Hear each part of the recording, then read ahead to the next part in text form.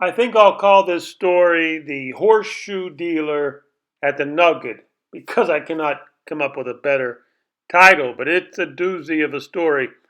I was talking to an old pit boss friend of mine the other day, and he reminded me of how things used to be before the corporations took over in Las Vegas. So, the story I'm about ready to tell you is a story that could only happen in old downtown Las Vegas. A special set of circumstances must be in play for something this crazy and ridiculous to happen. It really is a doozy. Okay, so the first thing you have to understand is you see the Mint there? The Mint closed down in 1988. The Horseshoe took over that property. So the Binion's Horseshoe just expanded, took over the Mint, and that's when they opened up their poker room, actually, after they bought the Mint. So to set this story up, you got to realize that the Horseshoe was right across the street from the Pioneer. Now remember, this story would be before the canopy. Cars would be driving up and down Fremont Street, but you could easily walk across there very easily. People were just driving slowly and sightseeing. So anyhow, there's the Pioneer, the guy, the howdy fella, and the Horseshoe is right across the street. And I'm going to tell you something that you probably would not believe unless you actually saw it. Okay, so the dealers at the Horseshoe were very good dealers. When I say dealers, the dice dealers, the 21 dealers, even the poker dealers. The Horseshoe had very, very good dealers, but they could go across the street and have a beer or a drink at the Pioneer Club. They see the Pioneer Casino, they had a little bar there. And you would go in the Pioneer Club at just about any time, 24/7, and you would see a couple Horseshoe dealers sitting there at the bar on their break. They have a 20-minute break. They'd have their tie on. They would have their apron on. They wouldn't even just walk across the street. There's no reason to take your apron off. I think you know what a dealer apron is, uh, and no reason to loosen up the tie. I mean, they just went over there, and the Horseshoe unwritten rule was, as long as you could deal the game, and as long as you did not get drunk, you could go over there on your break, go to any bar you wanted to, and have a beer. But the thing is, the Pioneer bar there, they catered to the Horseshoe dealers. You know, sometimes I think they had their beer waiting for them because you had 20-minute breaks. Okay, so you're setting up the circumstances here. So you also have to understand that the Horseshoe downtown was one of the few places that you could have a felony record and you could still work there as a box man, a floor man, even a pit boss, or like I said, a dealer. So they really just wanted you to know how to deal the game. You had to be a really good dealer. They didn't care if you've been in trouble before. Like I said, you could be working at the Horseshoe with a felony.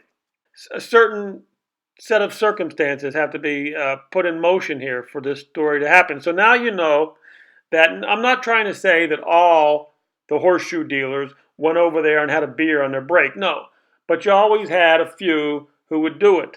And for the most part, they were able to get through their 8-hour shift. They got their job done. They were very proficient, and there was normally no problems. I say normally because now we're coming to the story, which actually does not take place at the Horseshoe or the Pioneer. No, it happens at the Golden Nugget. Now, the Golden Nugget was the most classy place downtown.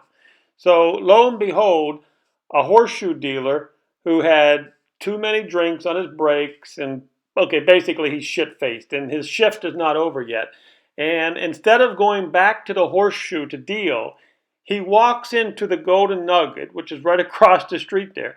He walks into the Golden Nugget and actually taps out a dealer.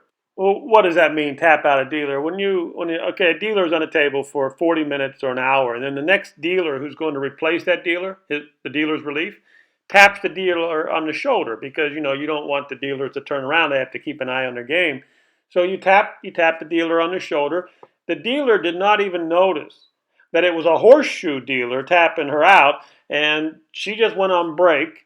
And there's this Horseshoe dealer. He's got his horseshoe tie on. He's in the Golden Nugget on a golden nugget blackjack game, and he's starting to deal the game. He thinks he's at the Horseshoe. I have never, I mean, again, you would never ever believe that this could happen. It could only happen downtown because the casinos were so close. And again, a special set of circumstances is because at the Horseshoe, you were actually allowed to drink on your break as long as you did not get drunk. But apparently, this guy was so shit faced that he had no idea where he was. And then, okay, so the floor man at the Nugget looks over there and he immediately, you could imagine the shock of saying, I mean, what in the hell is that Horseshoe dealer dealing in my blackjack? So they walk over there and they talk to the guy and they say, hey, do you have any idea where you're at or what you're doing? And the guy mumbles something like, I know what I'm doing, really, huh? So to make a long story short, they sent him back on his way. They sent him back over to Horseshoe. They slapped him on the ass, and they have a story to tell their grandkids. So what I'll leave you with to think about is, I mean, how about if this would happen today with the corporations in charge? I mean, hell, today the corporations might have him arrested for corporate espionage or something like that. I don't know. I'm kind of scared to think about it. But I will leave you with this. There was another weird thing that happened at the Horseshoe. Now, if this guy were to get fired on his shift, he could literally say like he was working swing shift. You could get fired on swing shift at the Horseshoe and turn around the very next day and get hired on day shift because the shift bosses were in total control of their shift. So that's actually happened also. I mean, again, you could get fired on swing shift and get rehired on day shift by the day shift manager. I mean, hey, downtown had a weird, unique way of doing things. That's all I can say.